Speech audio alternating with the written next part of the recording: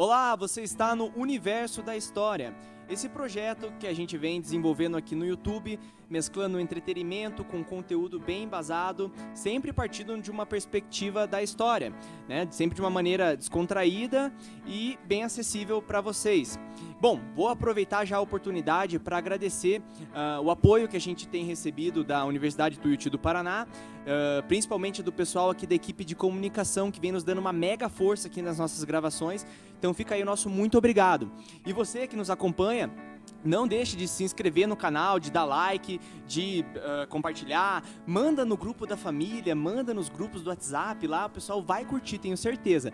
E é isso aí. E pro pessoal que já tá fazendo isso, porque eu sei que tem um pessoal que assim que lança os nossos vídeos, o pessoal já vai lá, já compartilha. Muito obrigado, gente. Valeu mesmo. É esse apoio que vocês têm dado pra gente, que nos motiva a fazer um ano de 2019 com muitas novidades. Valeu mesmo. Obrigado. E bom, hoje a gente está aqui para falar de uma das maiores personalidades da música da história brasileira, né? Ela que influenciou gerações, levava um estilo de vida de dar inveja em muito rockstar britânico e americano. Já sabe de quem eu tô falando? É claro que você sabe, você leu aqui embaixo antes de clicar no vídeo. Vamos falar sobre a Rita Lee. E para isso eu tô aqui com o professor Pedro Valandro, ele Tudo que bem? é professor de História aqui na Universidade Tuiuti do Paraná. E bom, hoje a gente vai voltar num projeto de pesquisa que o professor desenvolveu, não é isso, professor? Vamos falar sobre a Rita Lee. E, bom, para começar, vou fazer logo uma pergunta aqui de cara. Como que começou essa sua história com a Rita Lee, né? Como que ela te influenciou até chegar a ser um objeto de pesquisa para você, né? Bom, eu sou filho dos anos 60, né? Nasci antes da década de 60 e sou de uma geração que passou por esse processo todo. E me interessou muito, primeiro porque eu, como professor de história, acredito que seja bem possível você contar a história da nossa cultura, do nosso país, por intermédio da música. Não importa qual seja a música que você escolha, mas é possível. E Rita sempre me interessou, primeiro porque ela era uma roqueira em meio aos roqueiros. E isso foi uma coisa que me chamou muito a atenção, esse universo masculino com uma mulher dentro. E depois porque eu acho que, mesmo eu nunca tendo conhecido ela pessoalmente, ela não me conhece, mas nós temos muito em comum, que é ironia e deboche. E eu penso que ironia e deboche servem muito para a gente fazer críticas, meio que sendo levado na brincadeira, mas nem tanto assim. E isso foi o que me aproximou de Rita Lee. E principalmente, quando eu estava fazendo a pós-graduação, eu pensei em trabalhar com um elemento cultural e eu gostaria de saber, já que tantos homens compõem sobre mulheres, das mais diversas formas, Chico, por exemplo, é quase um pleonasmo do feminino, né? Porque sim, ele compõe muito e tem muito de uma sensibilidade que eu não sei se todas as mulheres teriam para compor. Eu queria saber como é que uma mulher que é contemporânea desses sim, todos, sim, falaria sobre as próprias mulheres. E foi isso que me levou até Rita Lee. Ah, legal, professor. E assim, nesse seu projeto de trabalho, né, que você desenvolveu, defendeu, quais foram os aspectos que você buscou trabalhar nesse seu trabalho? O que você queria trazer nessa sua pesquisa? Eu queria trazer principalmente composições em que a Rita Lee fosse... Primeiro, ela teria que ser a poetisa. Não poderia ter composto a música, porque eu queria saber exatamente o que ela falava. E música de Rita Lee que tivesse mulheres como tema. Vou lhe dizer que a massa de trabalho foi grande, porque eu trabalhei, eu acho que umas 8 composições dela, mas ela tem mais de 30 que só tem mulher como o personagem principal mesmo. Ah, pô, legal.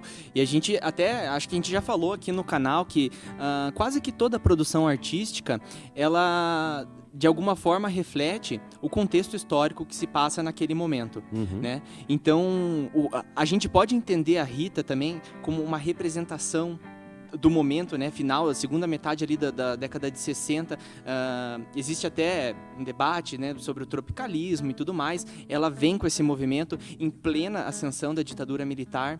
Então, como que a gente pode compreender a figura da Rita nesse cenário todo? Como que foi para ela vivenciar esse momento de repressão às artes, de censura? Como que ela vivenciou isso tudo?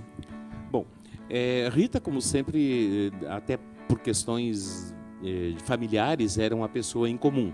Sim. Filha de um pai americano, ateu, casado com uma descendente de italianos católica, que, como diz a própria Rita, tinha mais santinhos em casa que o Vaticano poderia ter. Então ela já seria uma coisa meio incomum.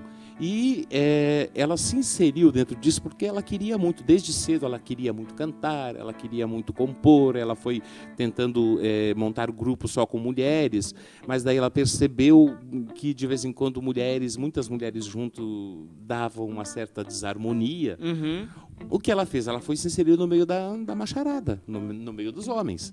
E ela foi para se juntar com os irmãos Batista, e eles começaram dentro desse movimento tropicalista. Se nós pensarmos assim que tinha essa questão muito, como é que eu posso dizer, ao mesmo tempo que havia uma antropofagia nesse movimento tropicalista e nesse movimento de ascensão nesse período, havia também um certo repúdio a tudo que fosse estrangeiro. E Rita entrou por esse viés do não nacional, do estrangeiro, com suas guitarras e tudo mais. E se nós formos ver nos festivais, Gilberto Gil, ao cantar Domingo no Parque, chama os Mutantes para fazerem os backing vocals. E isso é que vai dar o grande up dentro da carreira dos Mutantes, que ainda não se chamavam os Mutantes. Se eu não me engano, eles ganharam o nome de Mutantes, foi no programa do Rony Von, da Record. Foi o Rony Von que deu o nome a eles. Sim. Inclusive, se eu não me engano, os Mutantes eles ficaram tocando no programa do Rony Von por um tempo ainda. Eles viraram a banda do programa. Sim. Né? E aí, na posterioridade disso, eles lançaram álbuns, né? Acho que, se eu não me engano, em 68, eles lançam o primeiro álbum, Os Mutantes, e aí a banda começa a se consolidar com essa influência que eles trazem também da música psicodélica, uma música progressiva nascente, e parece que vem também muito com essa influência do que os Estados Unidos estavam vivenciando, que era contracultura, né? Então, parece que quando eles trazem essa influência estadunidense para a música brasileira, aliás, isso tem que ficar registrado. Os Mutantes é uma banda que tem uma importância muito grande porque eles foram praticamente os pioneiros, né, a produzir rock no Brasil. Na época já tinha alguns que produziam um pouco de produziam alguns covers, né? E os Mutantes, ao mesmo tempo, acho que os Secos e Molhados, o Made in Brasil, eram bandas que estavam nascendo e foram as pioneiras. Então, por isso a importância dos Mutantes, né? Então, eles trazem toda essa influência da música norte-americana e, se eu não me engano, isso não foi muito bem aceito, né? Teve até um movimento de resistência ao uso de guitarras, né, instrumentos elétricos. O pessoal queria que permanecesse como instrumentos acústicos, né? Tinham, digamos assim, dois movimentos dentro da música, que era o movimento de tentar fazer a antropofagia mesmo, que é trazer o que tem de bom, e no caso as guitarras, para dentro da música popular brasileira. E existia um movimento que era mais purista, que subiu o morro, foi lá ter contato com os compositores dos morros cariocas, e houve protesto de rua mesmo contra isso. Elis Regina foi uma das que protestou contra as guitarras. Depois acaba voltando atrás, mais tarde aceita a guitarra. Mais tarde até canta com Rita Lee, mais tarde. Né? Mas num primeiro momento o pessoal era um pouco conservador enquanto a isso, não queria o uso de instrumento elétrico, né? Porque desvirtuaria a nossa música popular brasileira. Sim, exatamente. E é por isso que existe até um debate, porque os Mutantes eles têm toda essa pegada mesmo, toda essa influência da música psicodélica que já vem como uma influência estadunidense. Então tem até o debate, mas eles foram mesmo do movimento tropicalista, não foram, por conta deles terem como elemento da sua música toda essa influência de instrumentos elétricos, da música estadunidense. Então surgiu esse debate, mas como que a gente pode entender, professor, a representação desse movimento tropicalista para o final dos anos 60?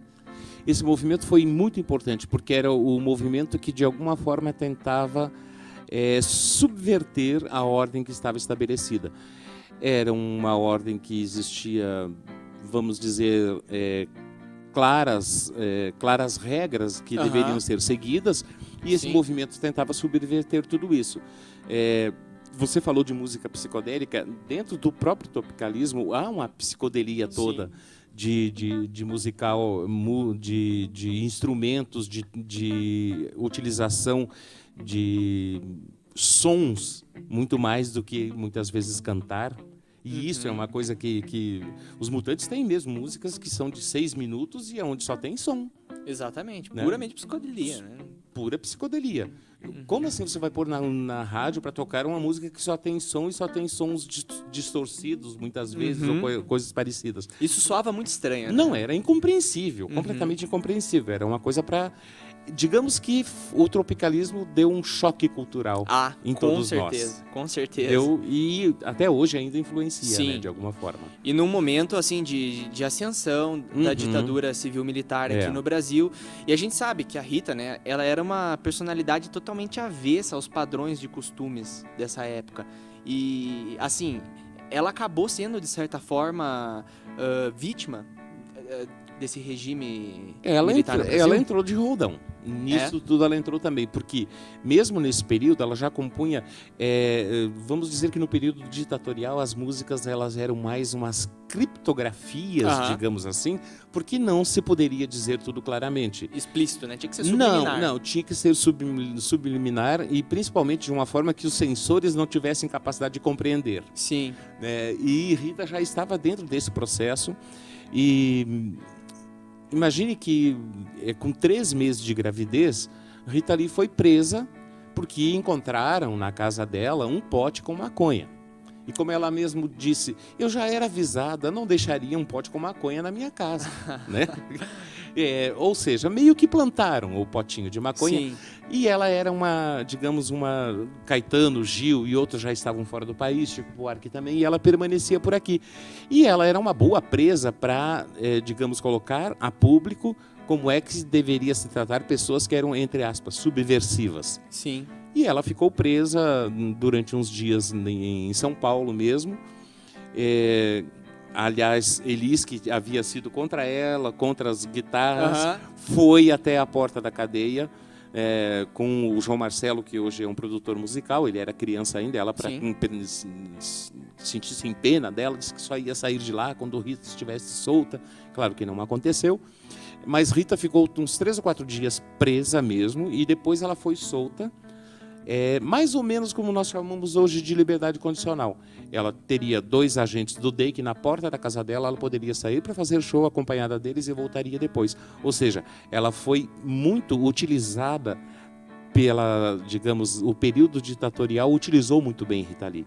Quase como que uma cabeça de prêmio, né? Para passar uma mensagem. Ela era um bode expiatório. Sim. Muito legal nesse momento. Principalmente porque ela sempre foi subversiva. Mesmo quando ela dizia que não era. Aí você ficava em dúvida, será que ela está brincando que ela não é? Bom, nesse momento os Mutantes estão lançando vários álbuns. A gente tinha até comentado nos bastidores sobre aquela contracapa do disco A Divina Comédia, ou Ando Meio Desligado, né? Em que ela tá deitada no meio entre o Sérgio Dias e o Arnaldo Batista. E vocês imaginem como que isso chega para a crítica, né? Em pleno período da sociedade, em muitos aspectos conservadora, muito né? Conservadora. Como que é recebido esse disco na crítica, né? Era completamente revolucionário, né? Uma mulher tá trazendo esse protesto, toda essa revolta, né, dentro de um disco. E desde então a Rita Lee ficou marcada como uma figura feminina que traz toda uma representatividade, não é, professor? Sim. Essa questão, por exemplo, de se colocar deitada numa cama com 2 homens, um de cada lado, hoje em dia se chamaria do quê? De empoderamento feminino. Talvez. Né? Naquele tempo é direito dela, se ela quiser. Mas naquele tempo não existia nem o termo, né? Mas hoje já existe para dizer desse empoderamento. E ela fez outras coisas que não eram muito comuns para as mocinhas da época. Né? Uma delas, por exemplo, casar-se de dia com o Arnaldo. Casou-se de dia com o Arnaldo. Com o Arnaldo Batista, né? Com o Arnaldo Batista, por imposição, porque era preciso, porque ela não parava em casa, vivia para lá e para cá com ele. O pai dela disse assim, você vai casar. Tá bom, então eu caso. Casou de dia, no cartório, bonitinha. À noite foi no programa da Hebe Camargo, que era ao vivo o programa. Rasgou a certidão de casamento ao vivo. Isso mesmo hoje já seria entre aspas, uma afronta à sociedade tradicional. Com certeza. Tem um outro episódio dela que é muito interessante também, que é uma apresentação em que ela entra grávida, vestida de noiva grávida. Imaginem isso nos anos 70, uma moça que, entre aspas, dizia claramente com essa postura, eu não sou mais virgem. Grávida. Era uma postura rock and roll mesmo, né? Cara? Rock and roll. Completamente. Ela sempre foi rock and roll em todos os sentidos, inclusive, Sim. como ela diz, eu sou tão rock and roll que usei todos os tipos de drogas, passei por todos eles e sobrevivi como uma velhinha careta que faz sapatinho de tricô para minha neta. Pois então. Isso é muito rock and roll. Sim, com certeza, meu. E nessa época os Mutantes ganharam uma certa expressividade no meio da música, né? Eles fizeram excursões, turnês pela Europa, Sim. passaram pelos Estados Unidos, se apresentaram em festivais grandes, mas, de certa forma, esse lance do casamento com o Arnaldo afetou um pouco a carreira dos Mutantes, né? Porque eles vieram a se tornar um casal mesmo. Sim. E depois, quando acontece a ruptura e tal, isso vai mexer com as estruturas da banda. Mexe com as estruturas que tanto que um dia Rita chega para fazer uma gravação e eles dizem a ela: desculpe, a gente esteve conversando e você não está mais na banda. E isso para ela foi devastador naquele Saíram momento. com ela da banda, Saíram com ela da banda porque ela era muito digamos, muito expoente para o que estava acontecendo. E ela queria também fazer umas outras coisas que eles já não estavam mais concordando muito bem. Então, acabou que ela foi para a carreira solo. E pensa-se, quem sabe naquele momento pensava-se Rita Lee, uma mulher, carreira solo, querendo ser roqueira, não vai rolar. Quem ficou para a posteridade mesmo e ainda está na mídia, digamos que é a Rita Lee. Os Sim. Mutantes têm a sua importância e não dá para deixar de reconhecer o quanto eles foram importantes. Sim.